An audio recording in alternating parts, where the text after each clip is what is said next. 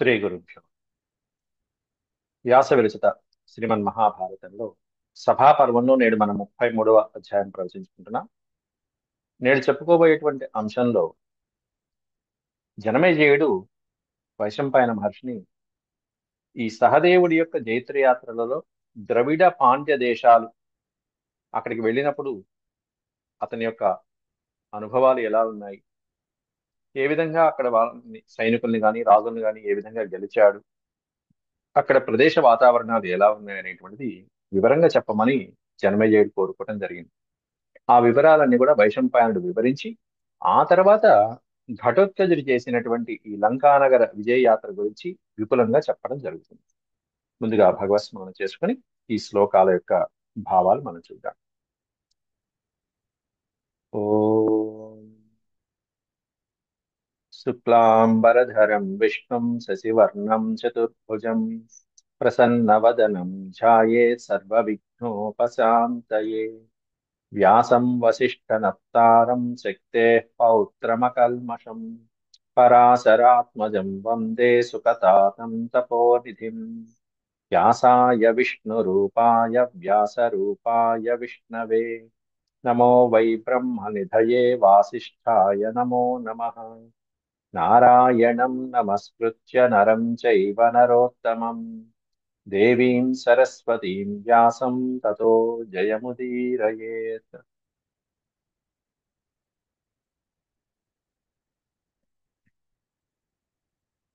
సభాపర్వంలో 33వ అధ్యాయం. దీంట్లో జనమేజయ ప్రశ్నానురోధేన అంటే జనమేజయుడు ప్రశ్న వేయడంతో వైశంపాయనుల వారు సహదేవస్య ద్రావిడ పాండ్య దేశ ఆగమన కథనం, ద్రావిడ పాండ్య దేశాలు వచ్చినటువంటి సందర్భంలో ఏమేం చూశాడు, ఎలా ఉన్నది అక్కడ ప్రదేశాలని కూడా సవివరంగా వివరించడం జరుగుతుంది. అయితే ఇప్పుడు మనం చెప్పుకోబోయేటువంటి ఈ ఘట్టం అనేది మిగిలినటువంటి పాఠాంతరాలలో అంటే మిగిలినటువంటి పుస్తకాల్లో మనకి ఇది కనిపించదు. ఈ మిగిలిన ప్రతులు ఏవైతే ఉన్నాయో ఆ ప్రతుల్లో ఇవి కనిపించవు. ఈ ఒక్క ఈ సదరన్ పుస్తకాలు ఏవైతే ఉన్నాయో దక్షిణాది పుస్తకాల్లో మాత్రమే ఇవి ఉంటాయి. జనమేజయ ఉవాచ, జనమేజయుడు అడుగుతున్నాడు, ఇచ్ఛాం యాగమనం శ్రోతుం హైడింబస్య ద్విజోత్తమ. ఇచ్ఛామి ఆగమనం, హైడింబి అనే పదానికి అర్థం ఇక్కడ హిడింబుని కుమారుడైనటువంటి ఘటోత్కచుని యొక్క ఆగమనం శ్రోతం ఇచ్చామి. ఎలా వచ్చాడు, ఎలా ఉన్నాడు, ఆకార విశేషాలు ఏమిటి? అలాగే లంకాయాం చ గతిం బ్రహ్మన్ పౌలస్త్యస్య చ దర్శనం. అతడు లంకా నగరానికి ఎలా వెళ్ళాడు, అక్కడ పులస్త్యుని యొక్క కుమారుడైనటువంటి విభీషణుడు పౌలస్త్యుడు అతని యొక్క దర్శనం ఎలా కలిగింది. అంతకు ముందుగా కావేరీ దర్శనం చైవ ఆనుపూర్వ ఆనుపూర్వ్యావదస్వమి. కావేరీ నది యొక్క దర్శనం అనేటువంటిది ఎలా కలిగింది అంటే, కావేరీ అనే పదానికి అర్థం ఇక్కడ కర్ణాటక తమిళనాడు ప్రాంతాలలో ఉన్నటువంటి ఈ కావేరీ నది జలాల దగ్గర ఇక్కడ సహదేవుడు అక్కడ విశ్రాంతి తీసుకోవడం, ఆ ప్రదేశాలు చక్కగా విహరించడం జరిగింది. అవన్నీ కాస్త విశదీకరించవయ్యా అని చెప్పి విపులంగా చెప్పమని అడిగితే అప్పుడు వైశంపాయనుడు చెప్పడం ప్రారంభించాడు. ఇదంతా కూడా ఆంధ్ర పాండ్య మొదలైనటువంటి ప్రాంతాలు సహదేవుడు విహరించినప్పుడు అక్కడ విశ్రాంతి తీసుకున్నప్పుడు ఆహ్లాదకరమైనటువంటి వాతావరణాన్ని వర్ణిస్తున్నారు ఈ అధ్యాయంలో. శృణు రాజన్యథా వృత్తం సహదేవస్య సాహసం.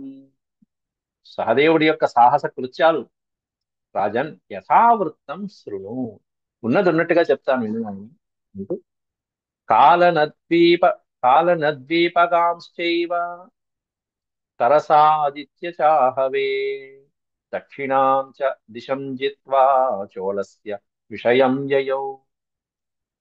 అలా అనేకమైనటువంటి ద్వీపాలు, సముద్రం ఒడ్డున ఉన్నటువంటి అనేక ద్వీపాలను జయించాడని నిన్న మనం అధ్యాయంలో చెప్పుకున్నాం.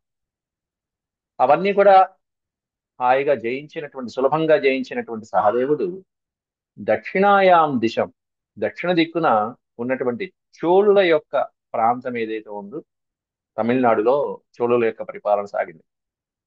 తమిళనాడు, ఆంధ్ర, కర్ణాటక ప్రాంతాలు ఏవైతే ఉంటాయో అవన్నీ చోళ దేశాలు కొన్ని ప్రాంతాల్లో. అటువంటి ఆ చోళస్య విషయం యయౌ, విషయం అనే పదానికి అర్థం అక్కడ చోళుని యొక్క రాజ్య ప్రదేశాలు ఏవైతే ఉన్నాయో ఆ ప్రదేశానికి యయౌ అంటే వెళ్ళాను. అక్కడ ఎంతో రమ్యమైనటువంటి ప్రదేశాలు చూశాట సహదేవుడు. దదర్శ్య పుణ్యతోయాం వై కావేరీం సరితాంబరాం. సరిత్ అంటే నది. సరితాంబరాం, నదులలో శ్రేష్టమైనటువంటి కావేరీ నదిని పుణ్యతోయాం దదర్శ, పుణ్యమైనటువంటి నదీ జలాలు కలిగినటువంటి, స్వచ్ఛమైనటువంటి జలాలు కలిగినటువంటి కావేరీ నదిని చూశాట.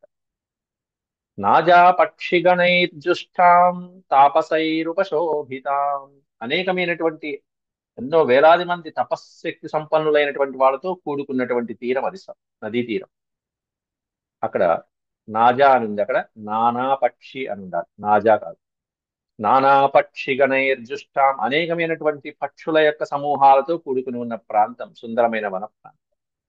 తాపసైరుపశోభితాం కదంబై సప్తపర్ణైశ్చ కస్మర్ కస్మర్యామలకైర్వృతాం.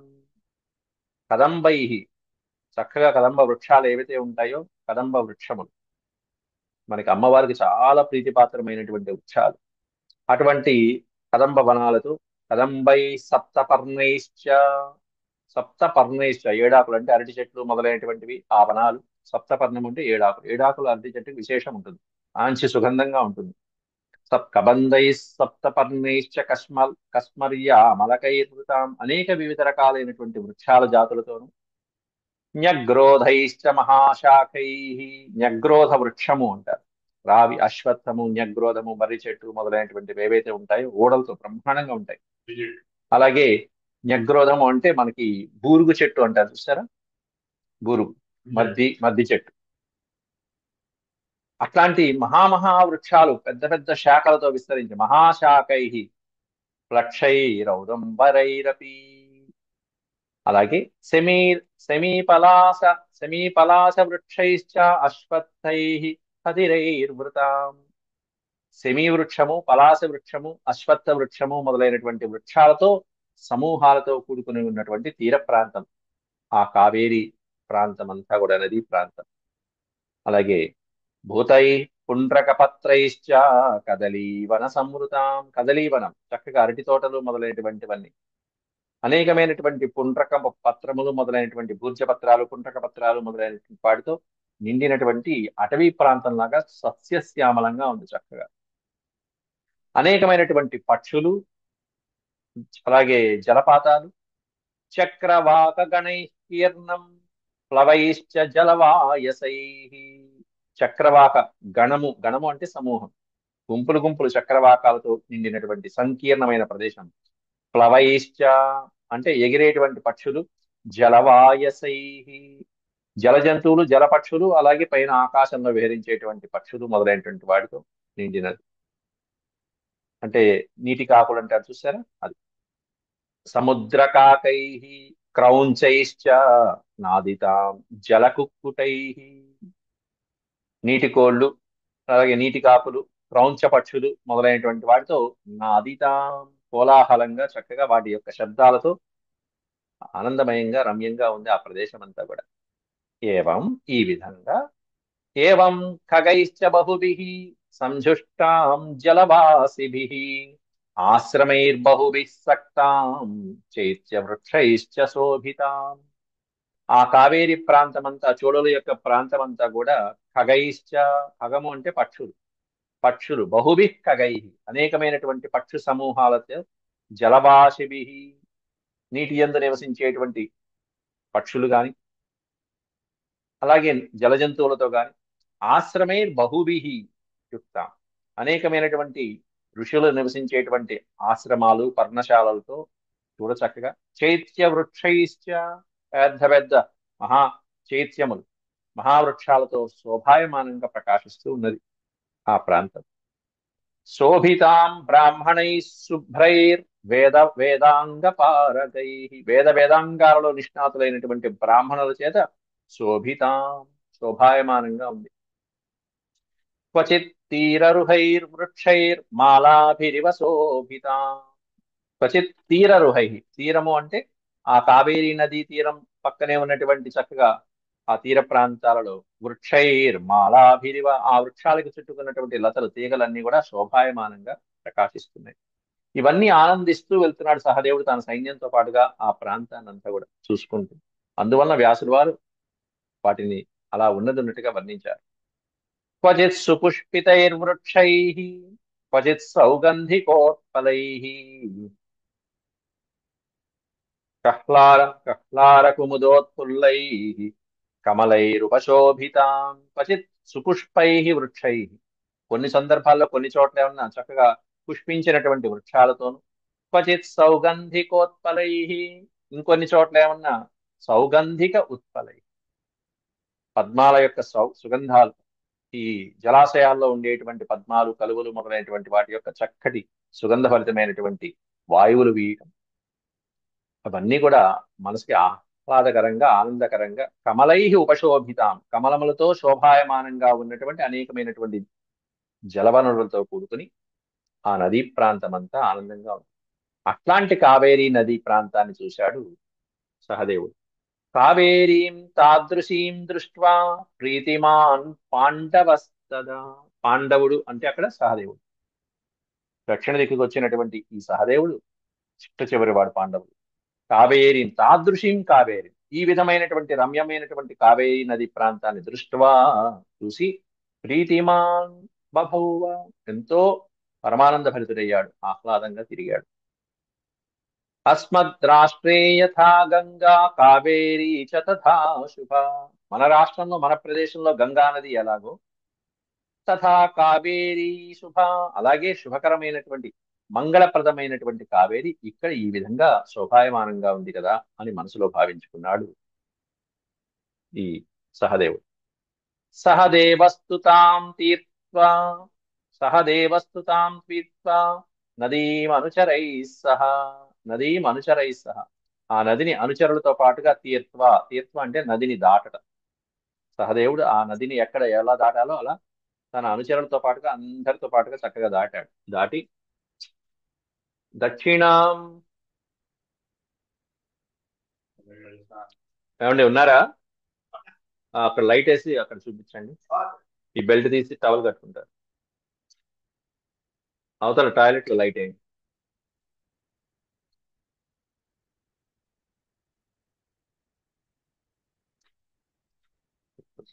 హరే కృష్ణ హరే కృష్ణ కృష్ణ కృష్ణ హరే హరే. దక్షిణం తీరమాసాద్య, ఇక్కడ భా అనే అక్షరం ఉండకూడదు, ఆ మా అనే అక్షరం ఉండాలి. తీరమాసాద్య, దక్షిణం తీరమాసాద్య గమనాయోపచక్రమే, గమనాయ ఉపచక్రమే.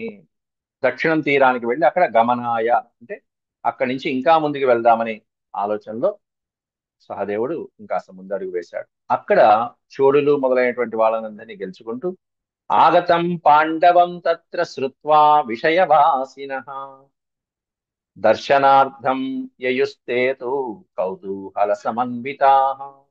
పాండవ ఉత్తముడైనటువంటి చివరివాడైనటువంటి ఈ సహదేవుడు వచ్చాడనేటువంటి విషయం తెలుసుకుని, అక్కడ విషయవాసిన, అక్కడ నివసించేటువంటి ప్రజలు ఎవరైతే ఉన్నారో వాళ్ళందరూ కూడా కుతూహలంతో దర్శించడం కోసం వచ్చారట. దర్శనార్థం యయుహు తే కౌతూహల సమన్విత, ఎంతో కుతూహలంతో అక్కడ ఉన్నటువంటి ప్రజలందరూ కూడా, ఎక్కడ నార్త్ ఇండియా, ఆ ఉత్తరాదిని హస్తినాపురం నుంచి సహదేవుడు వచ్చాడు, ధర్మరాజు వారసుడు వచ్చాడు అనేటువంటి విషయం తెలుసుకుని, ఈ సహదేవుడు కదా మరి మొత్తం పాండవుల్లో సుప్రసిద్ధమైనటువంటి మేధావి. ధర్మరాజు ఎట్లాంటి వాడు, ఇంకా కుంతీదేవి సహదేవుడి పట్ల ఎంత ప్రేమగా ఉంటుందో, అట్లాంటి సహదేవుడు వచ్చాడనేటువంటి విషయం తెలుసుకుని అందరూ కుతూహలంతో ఈయన్ని చూడాలని ఉవ్విళ్ళూరుతూ వచ్చారు.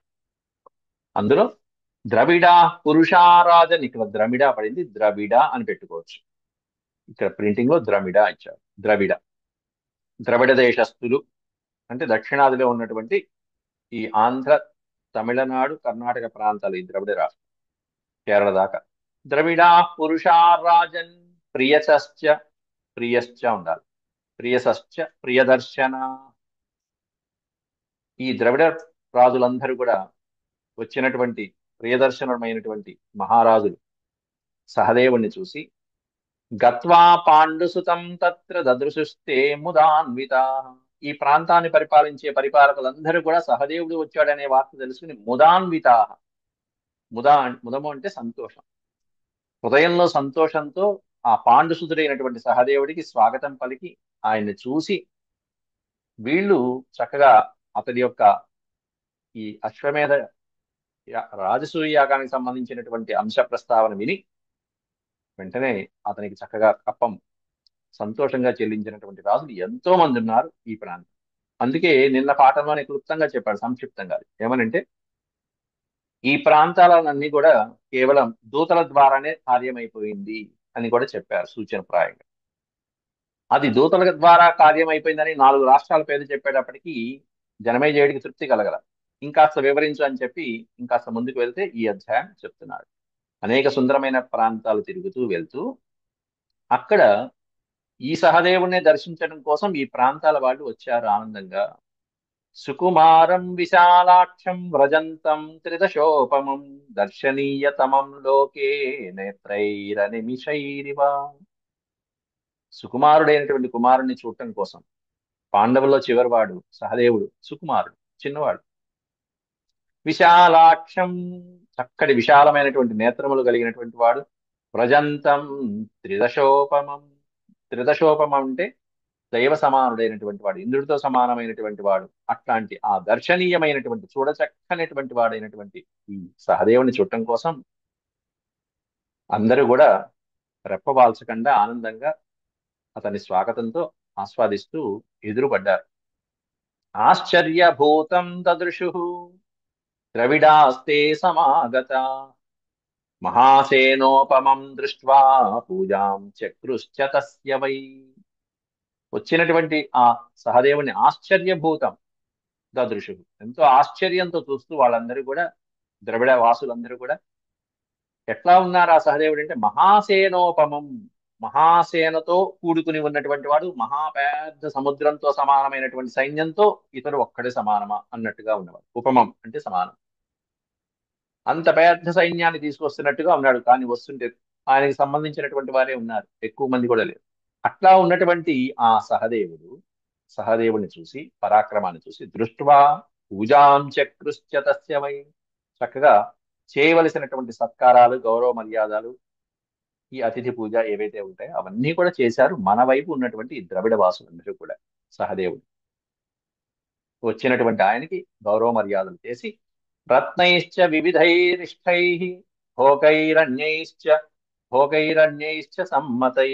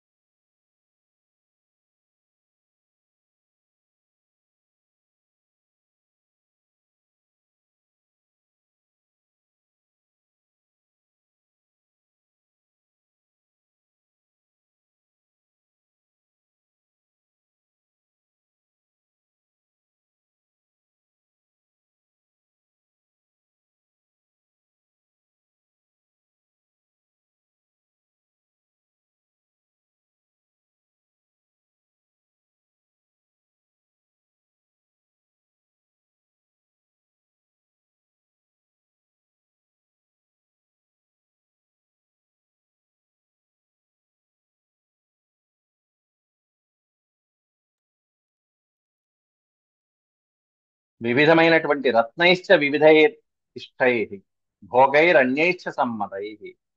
వివిధమైనటువంటి రత్నాలతో భోగ వస్తువులు ఏవైతే ఉంటాయో అన్యైశ్చ భోగైశ్చ సమ్మతై, వివిధమైనటువంటి భోగ వస్తువులతో కూడుకుని వాళ్ళందరూ కూడా స్వాగతం పలికారు ఈ సహదేవుడికి.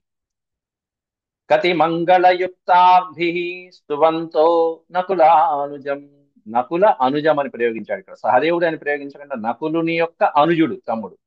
అనుజం అంటే తమ్ముడు, అగ్రజుడు అంటే అన్నయ్య. నకులానుజం గతి మంగళయుక్తాభి.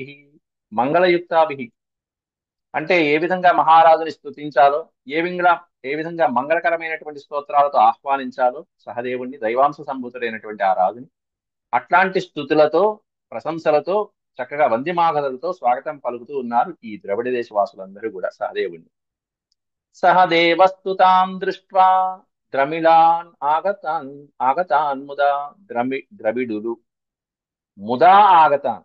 ముదా అంటే సంతోషంతో తన కోసం వచ్చినటువంటి ద్రవిడ దేశ ప్రజలైన, అలాగే ద్రవిడ దేశ రాజులైన వాళ్ళందరినీ కూడా సహదేవుడు తాం దృష్ట్వా, వాళ్ళందరినీ చూసి, విసృజ్య తాన్ మహాబాహు ప్రస్థితో దక్షిణాం దిశం.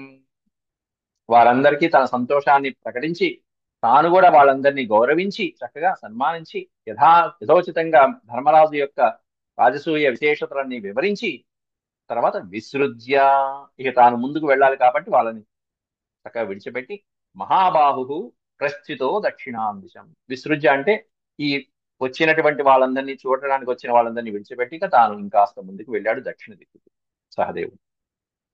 ఆ తర్వాత దూతేన తరలాచోళం విజిత్య ద్రవిడేశ్వరం.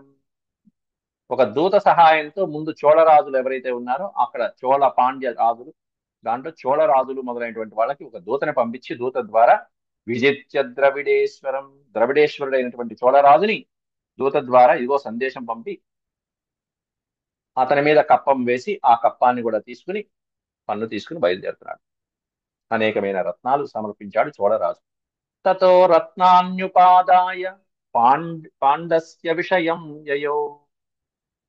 ఈ చోళుడు కూడా అనేకమైనటువంటి రత్నాలు తీసుకుని పాండ్యరాజు, పాండుడు అంటే పాండురు అనే పదానికి, పాండస్య అనే పదానికి అర్థం సహదేవుడు ఉన్నటువంటి ప్రదేశం ఏదైతుందో ఆ ప్రదేశం దగ్గరికి వెళ్ళి మరీ ఇచ్చాడు చోళరాజు.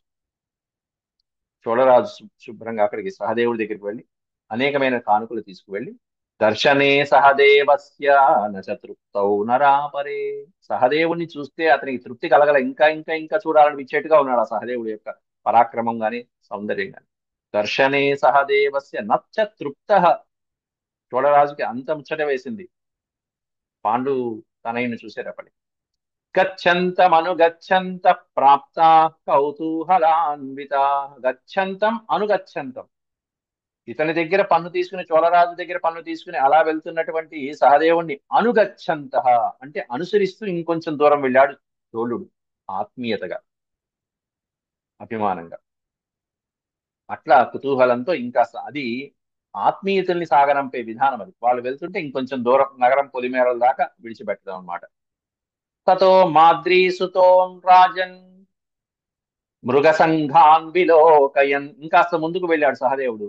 అక్కడ మృగసంఘాన్ విలోకయన్, మృగసంఘములు అనేకమైనటువంటి జంతు సమూహాలు ఏవైతే ఉంటాయో ఈ అరణ్య ప్రాంతాల్లో సంచరించేటువంటి వాటిని అన్నిటినీ చూసుకుంటూ, గజాన్ వనచరాన్ వ్యాఘ్రాన్ కృష్ణ మృగాన్ బహూన్, అనేకమైనటువంటి గజములని, ఏనుగులని, వనచరాన్ వనంలో సంచరించేటువంటి వానరులు లాంటివి, వన్యాన్ వ్యాఘ్రాన్ అరణ్యంలో ఉండేటువంటి పెద్ద పులులు, సింహాలు, కృష్ణ మృగాన్ నల్ల జింకలు, కృష్ణ జింకలు మొదలైనటువంటివన్నీ, బహూన్ శూకాన్ మయూరాన్ దృష్ట్వాతు అనేకమైనటువంటి మయూరములు మొదలైనటువంటి పక్షుల్ని కూడా చూసి, గృధ్రానారణ్య కుక్కుటాన్ అనేకమైనటువంటి గ్రద్దలు, అరణ్య కుక్కుటములు అంటే అడవిలో ఉండేటువంటి కుక్కలు మొదలైనటువంటి అడవి కోళ్లు మొదలైనటువంటివన్నీ, వీటిని అన్నింటినీ చూస్తూ ఆ ప్రదేశం దాటుకుంటూ పయనిస్తూ వెళ్తున్నాడు అరణ్య ప్రాంతాలు. అక్కడి నుంచి తమ మామయ్య అయినటువంటి, ఎవరికి మామ అంటే అర్జునుడికి మామగారు, అయితే సహదేవుడికి మామగారు, ఆ ప్రాంతానికి చేరుకుంటున్నాడు. అక్కడ తతో దేశం సమాసాద్య శ్వశురస్య మహీపతే. శ్వశుర అంటే మామయ్య, శ్వశురస్య మహీపతి మహారాజు అయినటువంటి మామయ్య అక్కడ ఒక ఆయన ఉన్నాడు వీళ్ళందరికీ, పాండవులకి. ఆయన రాజ్యానికి వెళ్ళారట. ప్రేషయామాస మాద్రేయో దూతాన్ పాండ్యాయ వైతదా. ఆ పాండ్య దేశంలో ఉన్నాడు ఆయన మామయ్య. ఎవరా మహారాజు అంటే మలయధ్వజుడు అనేటువంటి మహారాజు, పాండ్య దేశాన్ని పరిపాలిస్తున్నాడు మామగారు. అయితే ప్రేషయామాస మాద్రేయ, మాద్రీసుతుడైన సహదేవుడు అతని కోసం ఒక దూతని పంపించాట. ముందు పంపించి అక్కడికి వెళ్ళి ఈ విధంగా విషయం చెప్తే ఆయన సంతోషించితే, ప్రతిజగ్రాహ తస్యాగ్నిం సంప్రీత్యా మలయధ్వజ. ఆ పాండ్యరాజు అయినటువంటి మలయధ్వజుడు పాండవులకి మామయ్య, అంటే అర్జునుడికి చిత్రాంగదని ఇచ్చినటువంటి తండ్రి, అర్జునుడికి చిత్రాంగదని ఇచ్చిన తండ్రి అట్టాడు. అయితే ఆ వివరాలు ఇక్కడ ఇస్తున్నారు. ఆ మలయధ్వజుడి యొక్క భార్య రూపవతి జిష్ణో పాండ్యస్య తనయా శుభ. భార్య ఏమన్నా రూపవతి అనేటువంటి ఆవిడ, చక్కటి అందమైనటువంటి ఆవిడ పేరు రూపవతి. పాండ్యస్య తనయా శుభ, శుభ్రమైనటువంటి తనయ అంటే కుమార్తె. ఆవిడ కుమార్తె పేరు చిత్రాంగదేతి విఖ్యాత. ఆవిడ పేరు చిత్రాంగద. చిత్రాంగద, ఉలూపి వీళ్ళిద్దరిని కూడా అర్జునుడు వివాహం చేసుకున్నాడు, ఆ చిత్రాంగద. అయితే ఇక్కడ చిత్రాంగదకి సంబంధించే బభ్రువాహనుడు అనేటువంటి వాడు కూడా జన్మించాడు. ఆ వివరాలు ఇక్కడ ఇస్తున్నారు. అయితే మనం కింద అధ్యాయంలో ఆది పర్వంలో చెప్పుకుంటున్నప్పుడు ఈ వివరాలన్నీ మణిపూర్కి సంబంధించినటువంటి వాడు అనేటువంటి వివరాలు చెప్పుకున్నాం. కొన్ని ప్రతులలో మణిపూర్కి సంబంధించినట్టుగా ఈ చిత్రాంగద మణిపూర్ రాజకుమార్తెగా వర్ణించడం జరిగింది.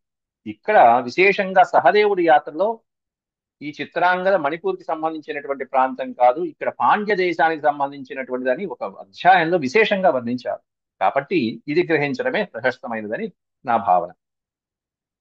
చిత్రాంగదేతి విఖ్యాత ద్రవిడీ యోషితాంబర. ద్రవిడ స్త్రీలలో వర అంటే ప్రసిద్ధిగాంచినటువంటి స్త్రీ ఎవరంటే చిత్రాంగద. ఆవిడ అట్లాంటి మలయధ్వజుడు సంతోషంగా సహదేవుడు వచ్చాడనే విషయం తెలుసుకుని ఆగతం సహదేవంతు సాశ్రుత్వాంతఃపురే పితుః. ఇట్లా సహదేవుడు అంటే తన మరిది గారు అర్జునుడి తమ్ముడు వచ్చాడనేటువంటి వార్త విని శృత్వ అంతఃపురే పితుః సా, అంతఃపురం నుంచి తండ్రితో పాటుగా ఆమె కూడా వచ్చి సంతోషంగా పలకరించి ప్రేషయామాస సంప్రీత్య పూజారత్నం చ వైబహు. అనేకమైనటువంటి రత్నములు అతన్ని పూజించడం కోసం అని చెప్పేసి పంపించింది కానుకగా. పాండ్యోపి బహురత్నాని దూతై సహ ముమోచ. పాండ్య అపి, ఇటు నుంచి సహదేవుడు కూడా మామగారికి కానుకగా కొన్ని దూతల ద్వారా అనేకమైనటువంటి రత్నాలు పంపించడం జరిగింది. దూతై సహా అంటే దూతలతో పంపించడం జరిగింది. ఈ సహదేవుడు కూడా మామగారికి కానుకగా కొన్ని ఇవ్వడం జరిగింది. వీళ్ళు కొన్ని ఇస్తారు, వాళ్ళు కొన్ని పుచ్చుకుంటారు. మణిముక్త ప్రవాళాని సహదేవాయ కీర్తిమాన్. అత్యద్భుతమైనటువంటి మణి ముక్తా ప్రవాళాన్ని, మణులు, ముక్తము అంటే ముత్యములు, మంచి ముత్యములు, పగడాలు, మణులు మొదలైనటువంటి వాటితో ఉండేటువంటివన్నీ అలంకారాలన్నీ సహదేవాయ, సహదేవుడి కొరకు అనేకమైనటువంటివి వాళ్ళ మావయ్య అయినటువంటి మలయధ్వజుడు సమర్పించడం జరిగింది. తాం దృష్ట్వా ప్రతిమాం పూజాం పాండవోపి ముదా నృప.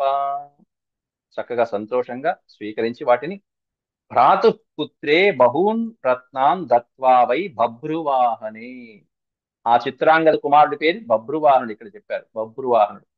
ఈ బభ్రువాహనుడు చివరికి అర్జునుడు యుద్ధం చేయడం జరుగుతుంది. అర్జునుడు మళ్ళీ వస్తాడు ఇంకోసారి, రెండోసారి వచ్చినప్పుడు మహాభారత సంగ్రామం అంతా అయిపోయిన తర్వాత. అప్పుడు ఈ బభ్రువాహనుడి చేతిలో అర్జునుడు మరణిస్తాడు. అది కూడా సంఘటన ఉంది, చాలా విశేషమైనటువంటి అధ్యాయం అది, ఆ తర్వాత చెప్పుకుందాం. భ్రాతుపుత్రే అని వివరంగా ఇచ్చారు చూసారా. సోదరుడి కుమారుడైనటువంటి సహదేవుడి యొక్క సోదరుడి కుమారుడైన భ్రాతుపుత్రి అంటే అర్జునుడి కుమారుడైనటువంటి బభ్రువాహనుడికి బహూన్ రత్నాన్ దత్వా, మరి చిన్నవాడిగా కాబట్టి అన్నయ్య కొడుకు, తనకి కుమారుడితో సమానం. అట్లాంటి బభ్రువాహనుడికి అనేకమైనటువంటి రత్నాలు ఇచ్చాడు సహదేవుడి దగ్గర ఉండి పుత్ర ప్రేమతో. ఆ తర్వాత అక్కడి నుంచి ముందుకు సాగుతున్నాడు. పాండ్యం ద్రవిడ రాజానం శ్వశురం మలయధ్వజం సదూతైస్తం వశే కృత్వా మణలూరేశ్వరం తదా. ఆ ప్రాంతం పేరు కూడా విశేషంగా ఇచ్చారు. ఈ మలయధ్వజుడు పరిపాలిస్తున్నటువంటి పేరు మణలూర దేశం. దీన్నే ఈ మణలూర దేశమే మణిపూర్గా మనకి కొంతమంది చెప్పారు. కొన్ని చోట్ల ఈ మణలూర దేశం పాండ్య దేశంలో ఈ దక్షిణాదిన ఉన్నది అని చెప్పి నిర్ధారించడం జరిగింది విశేషంగా. పాండ్యం ద్రవిడరాజానం శ్వశురం, శ్వశురం అంటే మామగారైనటువంటి మలయధ్వజుడు మణులేశ్వర రాజు అయినటువంటి వాడు. అక్కడికి తర్వాత దూతలతో కూడా వశం చేసుకుని, అంటే పెద్దగా యుద్ధం ఏమీ లేకుండా మాటలతో సామరస్యంగానే, దూతము అంటే దౌత కార్యము అంటే సామరస్యంగా మంచి మాటలు చెప్పి పెద్దవాళ్ళతో మాట్లాడించి పలకరింపులతోనే వాళ్ళని దొంగ తీసుకోవడం.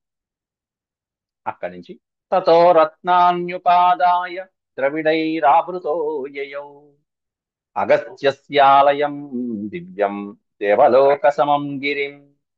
ఆ తర్వాత అక్కడి నుంచి బయలుదేరి ఆయన దగ్గర సెలవు తీసుకుని అగస్త్య ఆలయం, అగస్త్యుని యొక్క ఆలయానికి వెళ్ళాట. ఎలా ఉంది ఆ ఆలయం అంటే దివ్యం దేవలోక సమాన్వితం, దేవలోక సమన్వితం, ఒక దేవలోకమా అన్నట్టుగా ఉంది, దివ్యమైనటువంటి విధంగా ఉంది అగస్త్యుని యొక్క ఆలయం ప్రాంతం. ఆ ఆలయానికి ప్రదక్షిణ చేసి బయలుదేరాడు. ఇట్లాంటి ఆలయాలు, మునుల ఆశ్రమాలు ఎక్కడైనా వచ్చాయంటే ఒక అత్యద్భుతమైన కార్యం మీద వెళ్ళేటప్పుడు ఆగి ప్రదక్షిణ చేసి నమస్కరించి వెళ్ళాలి అక్కడికి. అప్పుడు విజయం సిద్ధిస్తుంది. సతం ప్రదక్షిణం కృత్వా, ప్రదక్షిణం అని ఉండాలి. ప్రదక్షిణం కృత్వా మలయం భరతర్షభ. అక్కడ అత్యద్భుతమైనటువంటి దేవలోక సమం గిరిం, ఆ అగస్త్యుని యొక్క ఆలయం పక్కనే ఉన్నటువంటి గిరి, పెద్ద కొండ ఏమిటంటే మలయగిరి, అత్యద్భుతమైనటువంటి గిరి.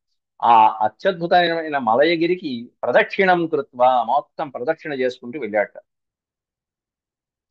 ఆ తర్వాత లంఘయిత్వాతు మాద్రేయస్తాం రమణీం నదీం శుభాం, శుభకరమైనటువంటి ఆ కావేరీ నదిని లంఘయిత్వా, అది కూడా ఆ తీర ప్రాంతాన్ని కూడా దాటుకుని అవతలికి వెళ్ళి ప్రసన్న సలిలాం దివ్యాం సుసీతాం చ మనోహరాం, సుసీతాం చల్లగా ఉన్నటువంటి మనోహరమైనటువంటి దివ్యమైనటువంటి ప్రసన్న సలిలాం అంటే ప్రశాంతంగా ఉన్నటువంటి జలములతో కూడుకున్నటువంటి సముద్ర తీరాన్ని చేరుకున్నాడు.